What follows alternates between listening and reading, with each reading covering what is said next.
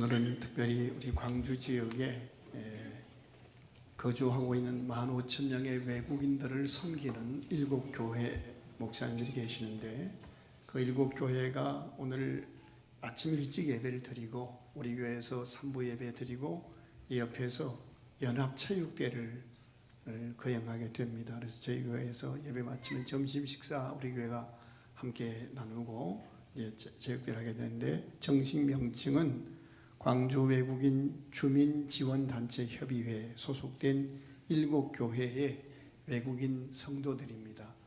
너무 감사하고, 우리가 외국 가서도 선교하지만 우리 광주 땅에 와 계신 나그네 된 우리 형제들을 민족과 인종을 초월해서 예수의 사랑으로 영접하고 축복하는 것은 우리의 도리라고 생각합니다.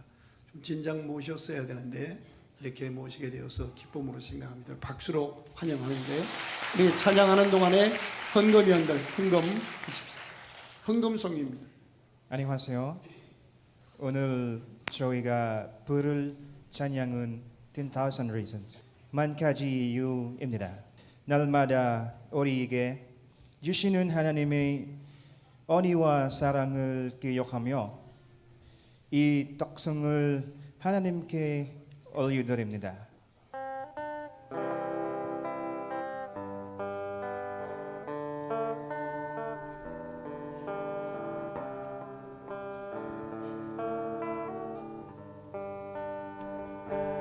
Bless the Lord, oh my soul, oh my soul, worship His holy name.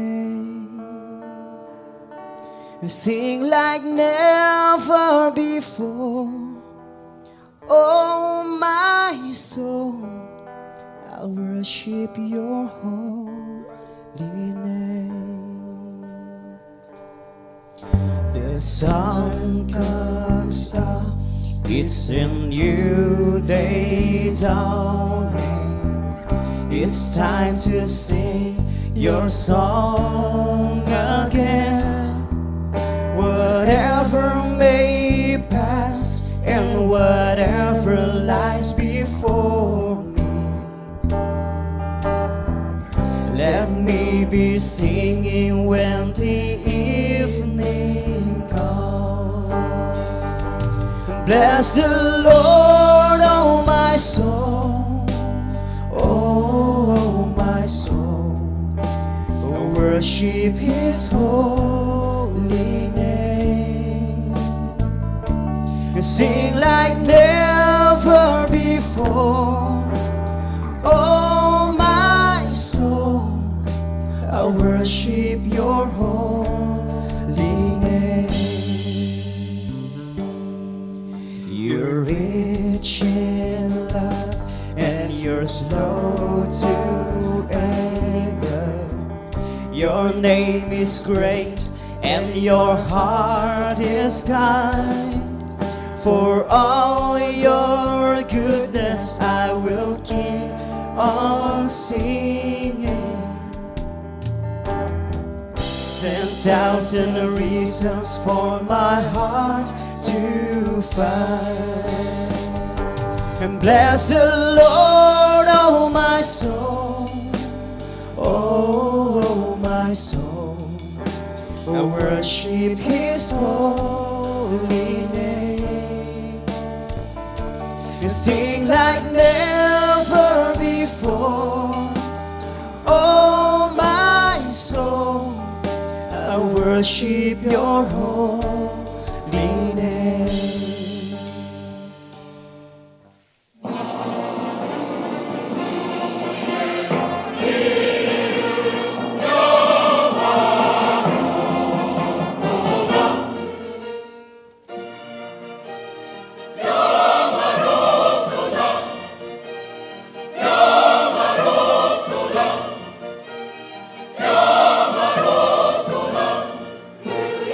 Your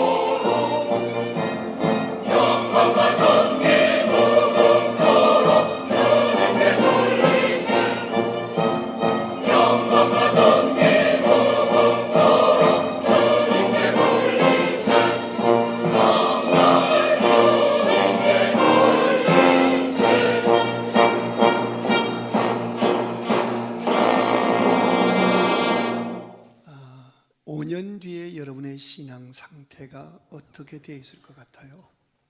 1번, 한 번도 생각 안 해봤다. 2번, 5년 뒤에 되면 내 영혼이 많이 성숙해져 있고 검처럼 빛나는 믿음의 사람이 되어 있을 것이다. 여러분 어떻게 생각하셔요? 나름대로 다 예수 잘 믿고 있다고 생각해요. 아무 문제 없다고 생각할 수 있어요. 그런데 요한계시록에 가서 보면 인류 마지막 때에 되어질 교인들의 7가지 양태를 설명해 주고 있어요. 나는 원하지 않았지만 나름대로 최선을 다했지만 내 신앙의 모습이 그렇게 어느 한 모습으로 나타날 것을 말씀해 주고 있어요. 그 가운데 라오디게아 교회라는 교회를 거명하시면서 우리가 그런 모습이 될 것을 경고하는 말씀이 있어요. 그 말씀 가운데 보면 라오디게아 교인들은 스스로 말하기를 나는 부족하여 부족함이 없다. 나는 부자라 부족함이 없다. 경제적으로 넉넉하고 건강하고 아무 문제 없다는 거예요.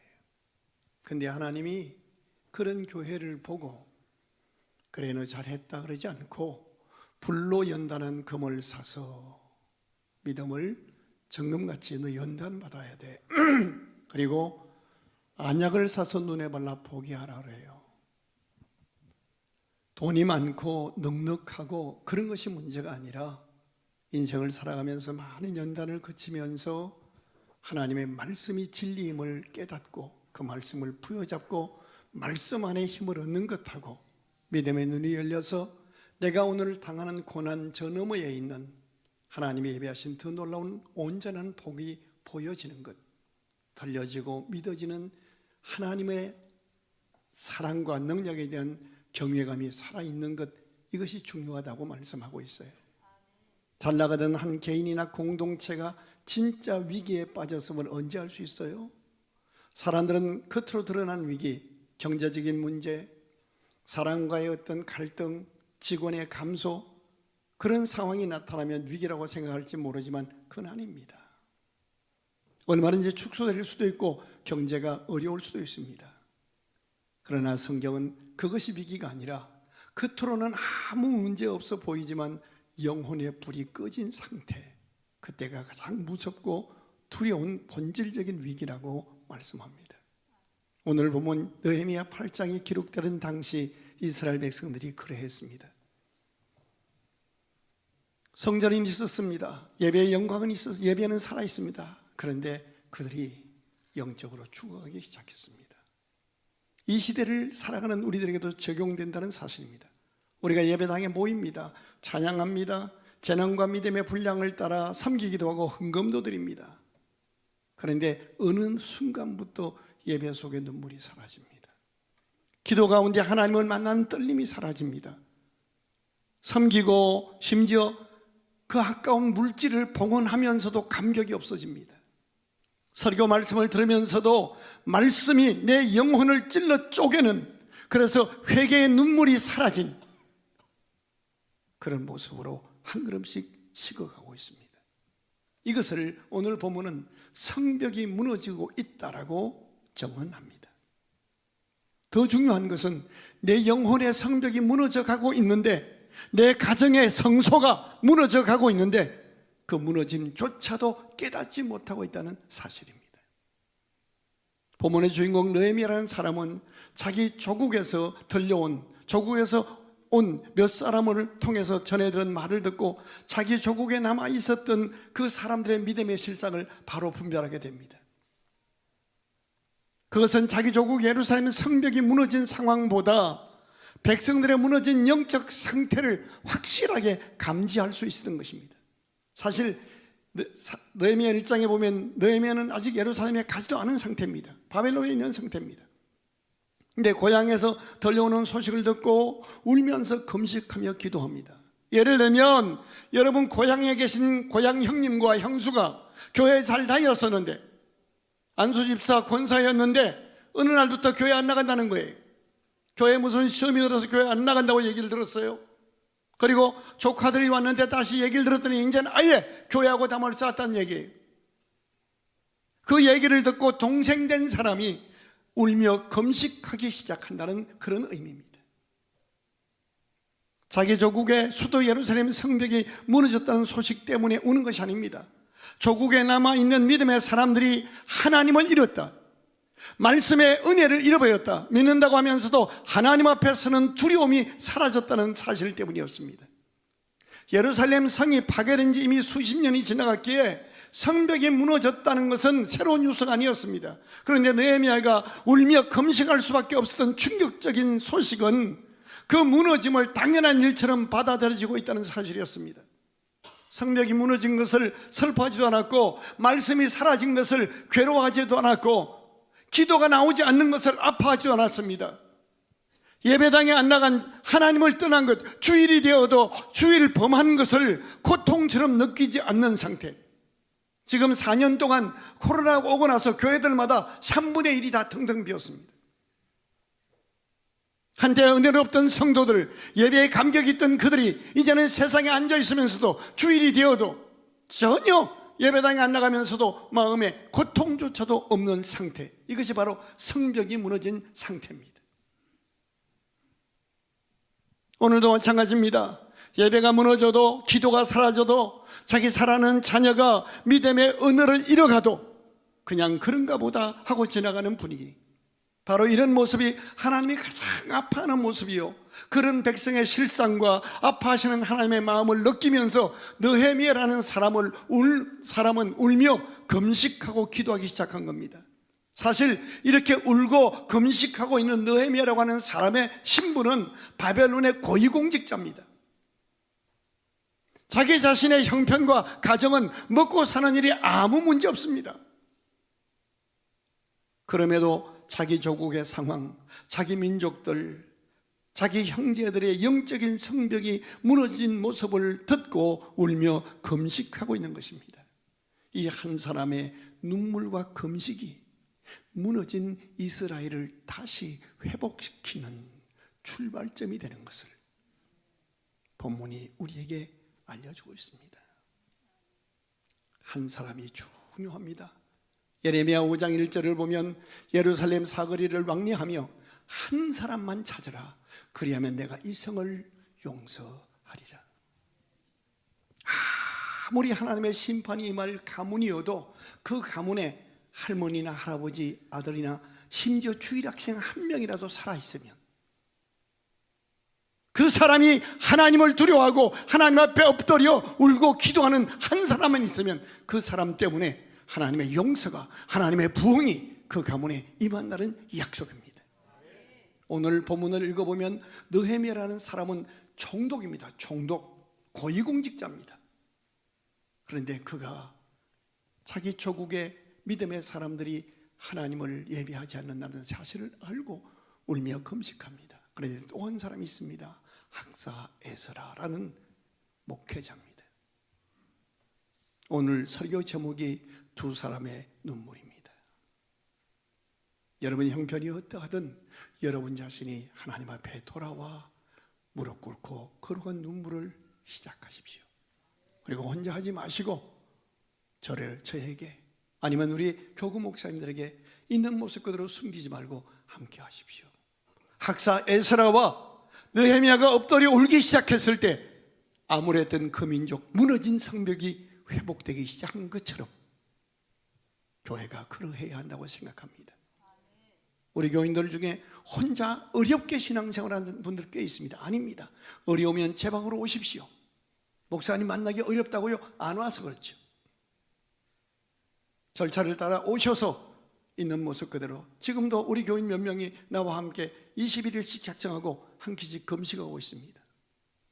여러분, 성도의 어려운 문제를 놓고 담임 목사가 함께 금식하고 작정하고 울고 기도하는 사람하고, 그렇지 않고 혼자 해결하려고 몸부림하는 사람하고 누가 더 해결이 빠르겠습니까? 하나님으로 일하시게 만들어야 할 거 아니에요. 내 집은 난민의 기도하는 집이다. 교인이 많이 모이는 거 아무 중요하지 않습니다. 여러분의 무릎이 꿇어지고 울고 하나님의 보좌가 움직여지는 것이 중요합니다.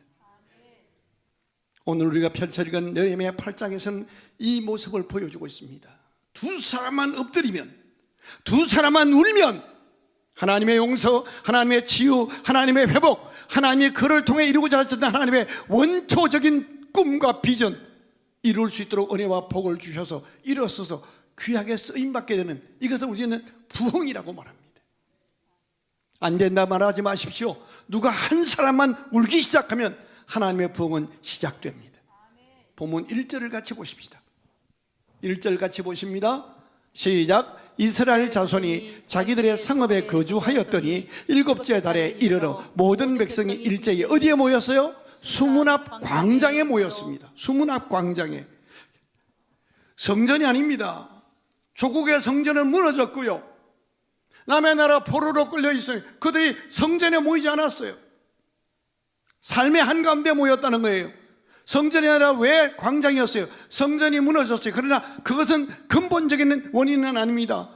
보이는 성전은 무너졌지만, 내 건강 약해서 예배당에 갈 수 없지만 내가 살고 있는 삶의 현장에서 하나님 앞에 엎드리는 것, 이것이 부흥입니다. 교회에 못 나올 수 있습니다. 직장에서, 운전하면서, 산부인과 의사가 아기 봤다가 아이야 잠깐 들어가라, 내가 교회 권사다, 예배 드리고 올 테니까 그때 다시 보자, 이럴 수는 없잖아요. 있는 현장에서 해야지요. 살다 보니까 자기도 모르게 경제사범이 되어서 감옥에 가 있습니다. 감옥에서 하나님을 향해서 그곳에서 예배가 있잖아요. 우리나라의 경찰서마다 예배실이 있습니다. 아시죠? 보이는 성전은 무너졌을지라도, 보이는 건강은 무너졌을지라도, 보이는 사업은 무너졌을지라도, 인간관계는 무너졌을지라도, 하나님은 우리의 실패, 우리의 무너짐에 갇혀 계시는 분이 아니요 살아계신 하나님이십니다. 이스라엘 백성들이 예배하던 예배장은 이방인에게 짓밟혀 무너졌습니다. 하지만 하나님은 성전 안에만 갇혀 계신 분이 아닙니다. 있는 현장에서 엎드릴 때 하나님은 응답하십니다. 수문학 광장으로 모였습니다. 저는 이것을 일초기도라고 말합니다. 순간순간 기도합니다. 강의하고 있다가 성도가 어려운 일을 당한다는 보고를 받으면 강의하면서 일초기도합니다. 주여, 살아난 암흑의 권사님의 현장에 임하여 주옵소서. 낙심하지 않게 하옵소서. 중얼중얼 합니다. 미쳤다고 해도 좋아요. 하나님께서 주시는 진정한 부흥은 언제나 그 현장, 어떤 상황이 되었다 할지라도 그 상황에서 누군가 한 사람이 느헤미야처럼, 에스라처럼 하나님 앞에 엎드리는 거룩한 눈물을 흘릴 때 하나님의 역사가 일어나기 시작합니다. 오늘 본문에 에스라라는 목회자와 느헤미야라는 평신도가 함께 두 사람이 눈물을 흘립니다. 오늘 설교 제목이 두 사람의 눈물입니다. 남편과 아내가 함께, 엄마와 딸이 함께, 성도와 목회자가 함께. 자, 이들이 수문학 광장에 모여서 뭐를 요청합니까? 말씀을 읽어달라고 요청합니다. 이것은 느헤미야나 에스라 목사가 강제로 백성들을 모아놓고 성경 읽으라고 한 거 아닙니다. 백성들이 먼저 율법책을 가져와서 읽어달라고 요청한 겁니다. 갈급한 요청이 일어난 겁니다. 어떻게 해요? 에스라와 느헤미야가 기도하기 시작하니까 하나님의 감동, 하나님의 부흥이 성도들의, 백성들의 마음에, 강팍해졌던, 예배하지 않았던 그들의 마음속에 부흥으로 임하였던 겁니다. 그랬더니 그들이 뭐를 요구해요? 하나님의 말씀을 들려달라고 요청하는 겁니다. 우리 집에 와서 예배 봐달라는 거예요. 무너진 사업장에 와서 예배 봐달라는 거예요. 그 장면이 얼마나 살아있었던지 오늘 본문은 이렇게 기록합니다. 아침부터 정오까지, 5절부터 한번 읽겠습니다. 5절부터 시작. 에스라가 모든 백성 위에 서서 그들 목전에 책을 펴니, 책을 펼 때 모든 백성이 뭐 하나? 일어서냐. 우리도 성경 보고들 일어서서 하잖아요. 일어서니라. 그 다음에 읽어봐요. 계속 6절 띄워주십시오. 같이 크게 시작. 에스라가 위대하신 하나님 여호와를 송축하며 모든 백성이 손을 들고 아멘 아멘 하고 응답하고 몸을 굽혀 얼굴을 땅에 대고 여호와께 경배하니라. 계속합니다. 여호와와 바니와 세레바와 야민과 악굽과 사보데와 호디아와 마세아야와 그리다와 아사라와 요사박과 하난과 블라와와 레위 사람들은 백성이 제자리에 서 있는 동안에 그들에게 율법을 뭐에 따라서 깨닫게 했습니다. 말씀을 읽으니까 그것을 옆에 서서 구역장들이, 옆에 서서 권사님들이, 안수집사님들이 그들에게 알아듣게 설명해 주는 거예요. 그랬더니 8절 읽어요. 시작. 하나님의 율법책을 낭독하고 그 뜻을 해석하여 백성에게 그 낭독하는 것을 다 깨닫게 하니. 시작. 백성이 여호와의 율법의 말씀을 듣고 다 뭐하는지라? 우는지라. 총독 느헤미야와 제사장 겸 학자 에스라와 백성을 가르치는 레위 사람들이 모든 백성에게 이르기를 오늘은 너희 하나님 여호와의 성일이니 슬퍼하지 말며 울지 말라. 저를 주목하세요. 말씀 앞에 모두 일어나서 경청했습니다. 아멘 아멘 했습니다. 아멘이 뭐예요? 그 뜻을 믿습니다. 말씀대로 내게 이루어지기를 원합니다. 이게 아멘이에요. 그리고 어떻게 했어요? 울었어요. 말씀을 듣는 순간 모든 백성이 울었다고 기록하고 있어요. 여기에 여러 명이 성도들이 그 말씀을 못 깨달을까 봐 자세히 풀어 설명하는 거예요. 안수집사, 장로, 권사가 바로 그런 거 하는 거예요. 평신도 말씀을 훈련받고 나서 그들에게 풀어주는 거예요. 여기서 중요한 것은 눈물입니다. 이 눈물은 단순히 감정이 북받친 눈물이 아니에요. 자신들이 무너진 것이 성벽이 아니라 우리가 여러 가지 이유로 하나님을 떠났기 때문이었구나 라는 영적 자각과 회개의 눈물이 회복된 겁니다.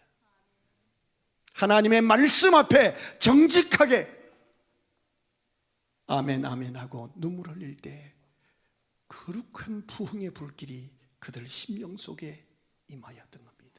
냉랭하던 가슴이 뜨거워졌고 메마른 눈에 거룩한 눈물이 흐르기 시작했습니다.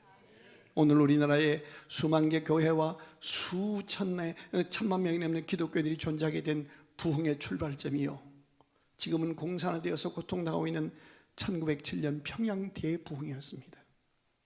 그때 목사님이 설교를 하는데 어느 한 장로님이 딱 일어나서 말씀을 듣는 중에 제가 죄인입니다, 저는 이런 죄를 지었습니다 하고 고백하기 시작했어요.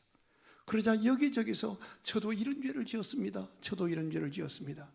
그날 교회가 그 현장에 발칵 뒤집혔어요. 그리고 그 저도 죄인입니다, 저도 죄인입니다라는 부흥의 물결이 한국교회를 오늘에 이르게 만든 거예요.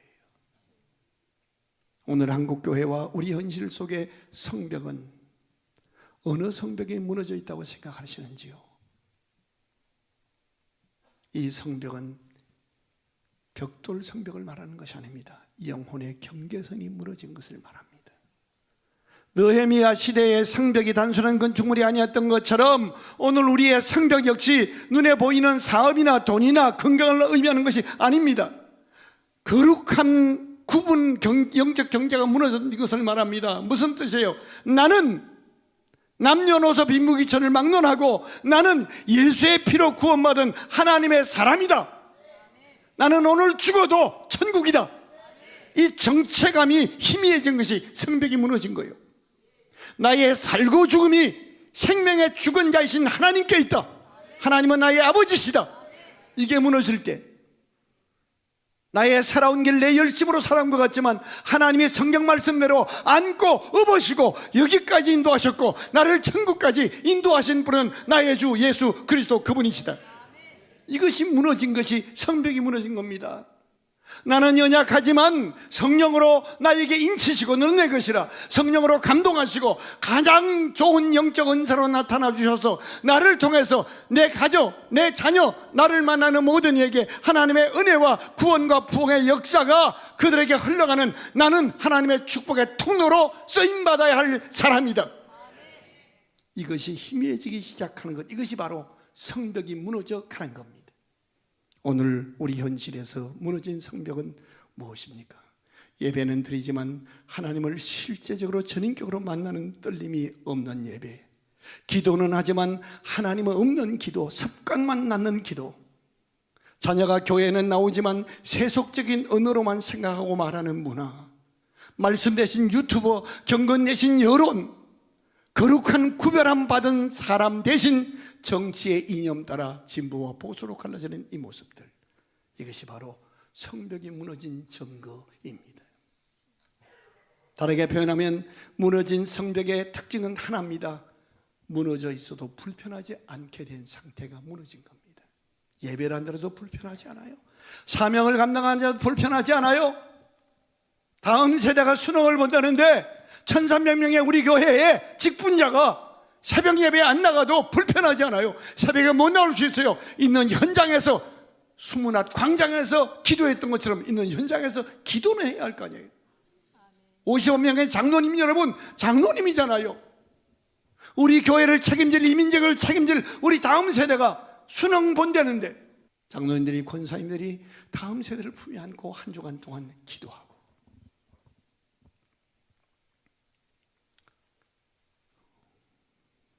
예배가 죽었는데도, 기도의 눈물이 사라졌는데도, 다음 세대가 하나님을 떠날 조짐이 명백한데도 다 그냥 요즘은 다 그렇지 뭐.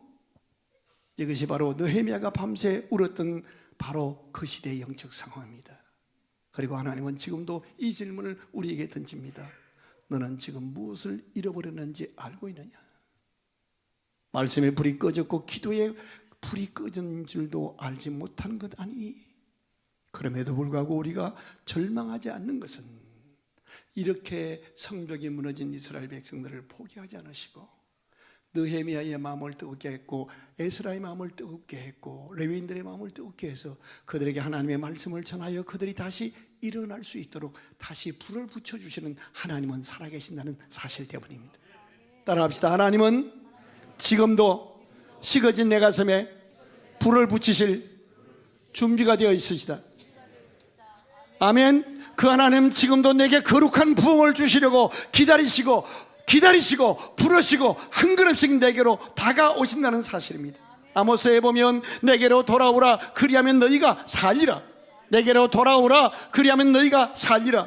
무너진 성벽을 누구를 동원해서라도 다시 재건시켜 주시고 냉담자가 되어버린 우리의 심령에 불을 붙이실 준비가 되어 계시는 하나님의 모습을 본문에서 볼 수가 있습니다. 느헤미야 시대에 부흥을 허락하셨던 그 하나님, 회복시켜 주셨던 그 하나님은 과거에 죽은 하나님이 아니라 오늘도 살아서 나를 기다리시고 나를 향해 다가오시는 하나님이십니다. 여러분이 복된 이유까지 오게 된 것, 여러분이 이 예배의 링크에서 이 예배를 드린 것이 우연이라고 생각하시나요? 아닙니다. 하나님이 여러분을 사랑하시고 여러분에게 부흥의 불을 붙여주시려고 다가오고 계신 사인입니다. 실제로 부흥의 역사 속에 살펴보면 공통점이 하나 있습니다. 모든 부흥은 사람이 만든 것이 아니라 하나님이 준비된 심령 위에 불을 붙여주셨다는 사건입니다.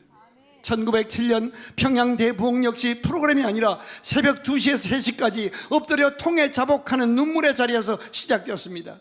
한 장로가 먼저 울며 고백합니다. 내가 내 형제를 미워했습니다. 내 죄입니다. 그 순간 예배당 전체에 하나님의 임재가 폭발적으로 임했습니다. 사람들은 자발적으로 나도 죄인입니다. 이웃의 발을 씻어주며 화해가 일어났습니다. 앤드루 모레이라는 사람은 그날 평양 대부흥의 기록을 이렇게 기록합니다. 그곳에서는 사람이 만든 기독교가 아니라 성령이 운행하시고 숨쉬는 복음의 현장이었대. 1904년 우리나라와 반대편에 있는 영국 레일즈에 임했던 부흥도 동일합니다. 에반 로바처라는 이 젊은 친구 하나가 26살밖에 먹지 않은 젊은 청년이 어느 날 설교도 말씀을 듣다가 말씀 앞에 엎드려 기도하다가 이렇게 말합니다. 주여 나는 죄인입니다. 나를 완전히 씻어 주옵소서. 그리고 못난 나를 사용하여 주옵소서라고 울부짖기 시작합니다. 그의 기도로 10만 명이 1년 안에 돌아왔습니다. 술집은 텅 비었고 웨일즈의 감옥의 죄수가 사라져서 백기가 꽂혔습니다. 사람이 아니라 하나님이 하셨습니다. 오늘도 마찬가지입니다. 미국의 켄터키주에 있는 에제베리 대학에서는 2023년 최근입니다. 아무 계획도 없는 그냥 늘 치르던 대학교의 예배 채플 시간에 갑자기 몇 명의 학생에게 성령이 임했습니다. 그러자 학생들이 주님 앞에 두 손을 들고 기도합니다. 주여 우리를 불쌍히 여겨 주옵소서. 이상하네 했는데 16일 동안 그 예배당 안에 멈추지 않는 기도가 시작된 겁니다. 미디어, 정치, 교단, 태도를 넘어 오늘도 성령은 우리에게 임할 수 있습니다. 우리 가정은 안 된다, 내 사업은 안 된다, 내 몸은 안 된다 말하지 마십시오. 하나님의 부흥은 지금도 과거에만 역사하시던 하나님이 아니라 2023년에 켄터키주의 에제베리 대교에 임했던 그 부흥이 나는 우리 교회도 임하실 줄로 믿습니다. 그렇다면 우리가 해야 할 영적 태도가 무엇입니까? 하나님의 부흥은 지금도 우리에게서 나에게서 느헤미야의 눈물로 에스라의 눈물로 시작된 부흥은 오늘 나의 기도로 내 남편과 내 자녀와 우리 목사님과 함께하는 기도로 하나님은 시작하실 수 있습니다. 너희의 8장에서 부흥이 시작된 것은 우리에게 말씀을 읽어주세요. 이 말은 어떤 뜻이에요? 나는 하나님의 말씀이 없으면 죽습니다. 영혼이 갈급한 사모하는 태도입니다. 그리고 말씀이 전해지다 그들이 울기 시작했습니다. 잃어버린 거룩한 눈물이 회복되는 모습입니다. 살아계신 하나님이 부흥을 허락하시는 전제는 단순합니다. 하나님 말씀이 없이는 나는 못 삽니다. 내가 주님을 떠나 있었습니다라는 정직한 눈물, 이제 다시 한번 해보겠습니다 라는 순종과 결단의 도전, 여기에 하나님의 부흥은 임합니다. 하나님은 그곳에 반드시 불을 붙여주십니다. 우리는 다시 시작할 수 있습니다. 사랑하는 성도 여러분, 느헤미야와 에스라가 오늘 이 예배당에 온다면 우리에게 들려줄 메시지는 자명합니다. 있는 모습 그대로 다시 시작하십시오. 시작하되 가장 가까이 있는 그 사람과 둘이 함께 기도하십시오. 남의 남편 말고 내 남편하고 같이. 그런데 이점에서 반드시 짚고 넘어가야 할 사항이 하나 있습니다. 사실 느헤미야 시대의 부흥은 한번 일어났다가 말씀을 놓치자 곧바로 식었습니다. 그래서 하나님께서 다시 느헤미야를 보내십니다. 그리고 이렇게 말씀하십니다. 너희는 식었지만 나는 다시 시작할 준비가 되어 있다. 하나님은 다시 일어나라고 말씀하십니다. 내년도 우리 교회 표가 다시 시작, 다시 회복, 다시 부흥입니다. 그게 부제로는 회복에서 부흥으로, 부흥에서 열방으로 합니다. 1907년 평양 대부흥이 동방의 예루살렘을 만들었고, 영국의 웨일즈 부흥이 영국 유럽을 바꾸었고, 2023년 에즈벨의 부흥도 세계 젊은 세대를 깨웠듯이 하나님은 지금도 그때의 하나님이 아니라 지금 우리를 깨우시는 우리의 하나님입니다. 부흥은 멈추지 않았습니다. 우리가 머물러서 있었을 뿐입니다. 다시 시작하십시다. 따라합시다. 다시 시작, 다시 회복, 다시 부흥. 그리고 이렇게 말합시다. 하나님 우리에게 불을 붙여 주옵소서. 예배는 있었으나 감격이 사라졌던 내 예배, 기도는 있었지만 눈물이 살았던 내 삶을 살려주시고, 이제는 무너진 성벽을 보지 않게 하시고 나를 향해 다가오시는 하나님의 말씀 부여잡고 주여 말씀이 들려지고 느껴지게 하시고 식어진 내 눈에 눈물이 흐르게 하셔서 하나님의 다시 부흥시키시는 은혜가 내 몸, 병든 내 몸, 무너진 내 사업, 내 방황하는 자녀에게 임하게 하옵소서. 그분이면 됩니다. 다 일어나셔서 이 땅의 황무함을 보소서. 이 찬양 턱게 하실 때 몸이 아픈 사람은 아픈 한보여 손대고 이 찬양하십시다. 찬양할 때 성령의 치유하는 은사가 그 영혼에 임할 줄로 믿습니다. 마음이 답답했던 사람들, 잠 못 자는 분들 정말 가슴에 손대고 뜨겁게 찬양하십시다. 이 아침에 하나님의 부흥이 우리에게 임할 수 있도록.